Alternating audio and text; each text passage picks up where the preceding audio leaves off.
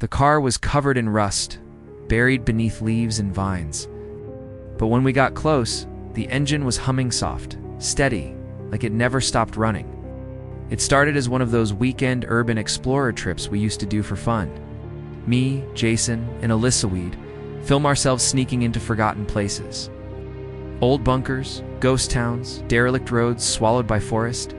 Most of it was harmless trespassing and creepy scenery for YouTube clicks. This time, we were in upstate New York, following a tip from a local guy who told us about an abandoned road to nowhere. Supposedly, it used to connect to rural towns until something happened. He didn't say what town they sealed it off in the late 90s. Now the road was overgrown, barely traceable on a map.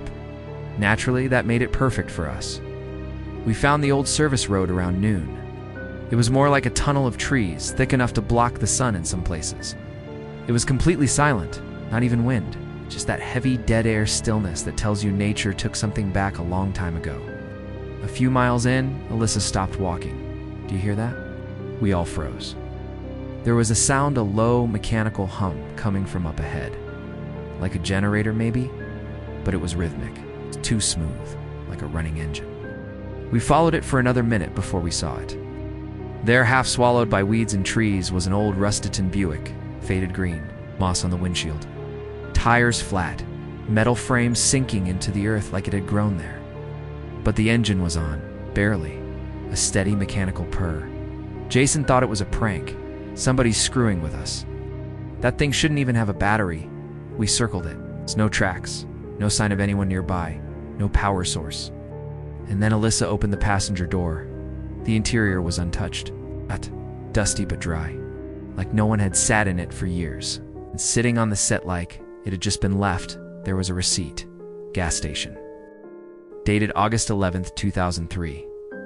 20 years to the day. Didn't speak for a full 10 seconds. Then Jason laughed, but it was that nervous kind of laugh people do when they dan to know what else to say. This is fake. It has to be. Hidden battery pack under the car, maybe?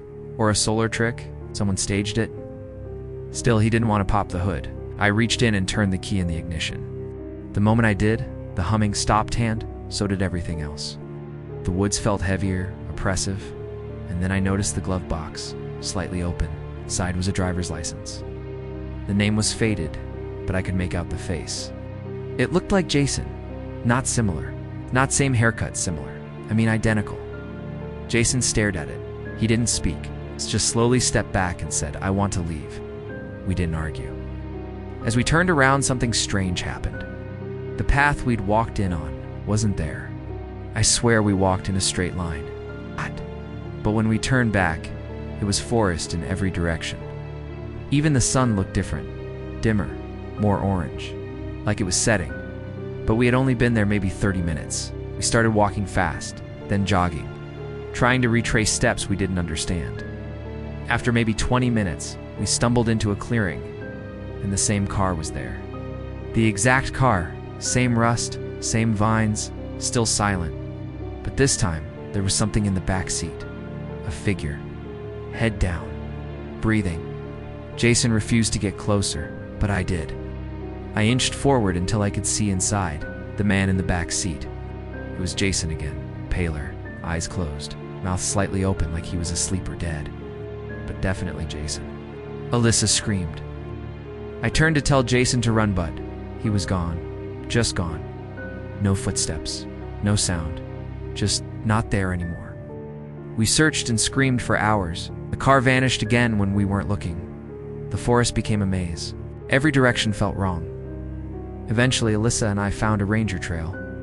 We emerged near a highway we didn't recognize, covered in cuts and dirt. She was sobbing. I couldn't speak. We reported Jason missing. The police found nothing. No road, no car, no trace. That was 2 years ago. Every year on August 11th, I get an email. No subject, no body, just an attached photo. It's always the same thing, the Buick. Sitting on that road, headlights glowing faintly in the dusk, and if you zoom in through the windshield, Jason is still in the back seat. Eyes open now, looking straight at the camera. I hit the brakes so hard I thought my chest might explode. But when I looked up, the road was empty and the figure I'd seen was nowhere. It was just past 1:30 in the morning, and I was driving home through a stretch of highway I knew well. No lights, no signs. Just cracked pavement and pine trees pressing in on either side like a tunnel of shadows. I'd taken this shortcut dozens of times, long, quiet, and completely empty after dark. That night, I was halfway through the most isolated part of the drive when it happened. My headlights caught something sprawled across the asphalt, like a body, or someone lying perfectly still, arms out, face down across the center line. I slammed the brakes. Tires screeched. My seatbelt dug into my chest. By the time I skidded to a stop, I was maybe 10 feet away. I blinked. Gone. There was nothing in the road. My heart was pounding, my hands shaking on the wheel. I kept staring ahead, expecting maybe someone crawling off or standing up or anything. But the pavement was empty, smooth, not even a stain or mark. I got out of the car. The night was colder than I remembered. Still, I stood by my headlights, scanning the road in both directions. There was nowhere for someone to go on a shoulder. No ditch deep enough to hide in, just trees. Then I heard it crunch, gravel underfoot. Behind me, I turned fast. Nothing. Another step closer. I called out, "Hey, do you need help?" Silence. I backed toward my car, suddenly aware that my taillights weren't on. Everything behind me was pure black, and something moved at the edge of the trees. It's not fast, just a shape stepping back into the dark. I jumped in the car, slammed the door, locked it, and sat there breathing like I'd run a marathon. My headlights still lit up the empty road ahead, but it felt like I wasn't alone anymore. When I tried to start the car again, nothing, not even a click. The dashboard flickered, then went black. Then, the radio turned on. Pure static, loud and crackling, and in the static, a voice garbled, faint. But it whispered something that froze my blood. "I'm still lying here." I punched the power off. Nothing changed. The voice kept going. "Still lying here. Still lying here. Still." I yanked the keys, but the voice didn't stop.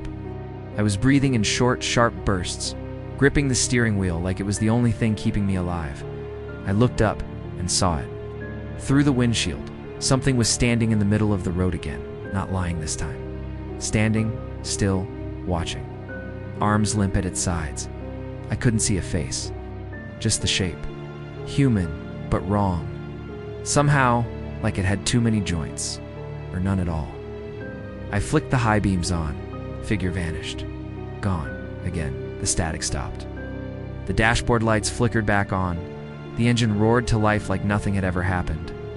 I hit the gas and didn't T-stop until I reached the first lit gas station 20 miles away. I told a few people about it the next day. No one believed me.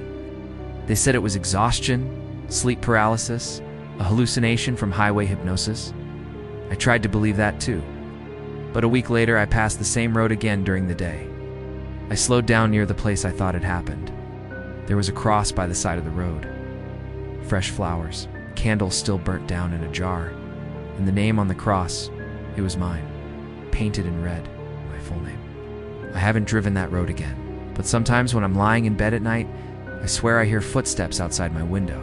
Slow, crunching gravel, getting closer. Like someone lying in the road finally stood up. I didn't believe the bypass was cursed until I saw my car, totaled and steaming in the ditch, with me slumped over the steering wheel. I was taking the long way home that night, not because I wanted to, but because my usual route was shut down due to construction. The detour sign pointed toward the Ashgrove bypasser, name I hadn't heard in years. People around here call it Dead Man's Stretch. Twisting, unlit, narrow. Locals swear it's cursed. The drivers see things, crash for no reason. But I never believed that kind of crap. It was just asphalt and bad luck. Still, the moment I turned onto it, something felt off. The air grew colder, even though the heater was running. My headlights barely seemed to cut through the darkness. The trees lining the road were dead still, like they were waiting, watching it felt. Sealed off from the rest of the world. No signs of life, no other cars. Just me, the hum of the engine, and that endless stretch of blacktop ahead. Then I saw the wreck. It was off to the right, partially hidden by brush and trees. But the shape caught my eye. Immediately sedan, silver, nose down in a ditch, hood crumpled, steam rising faintly from the engine. It looked exactly like mine. At first I laughed. Weird coincidence. Same make, same model.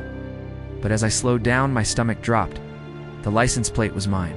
Same dent on the left bumper. Same cracked taillight. Same jacket. My jacket crumpled in the back seat.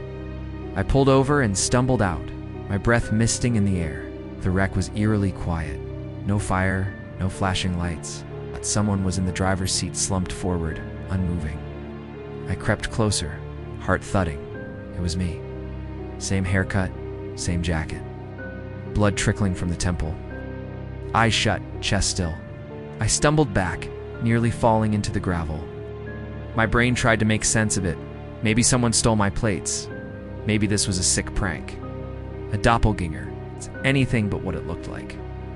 But the phone buzzing in my pocket silenced all logic. Unknown number, no caller ID.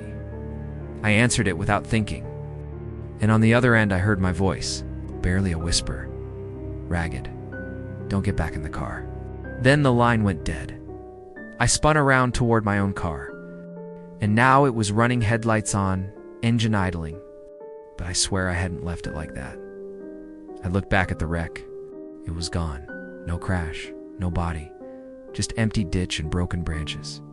Like it had never been there. My legs wanted to bolt, but my body locked up. I felt something behind me, like a shadow stretching closer. I ran to my car, threw open the door. The radio was on, though I'd never touched it. Crackling static. Then a faint voice beneath it. My voice was whispering something over and over.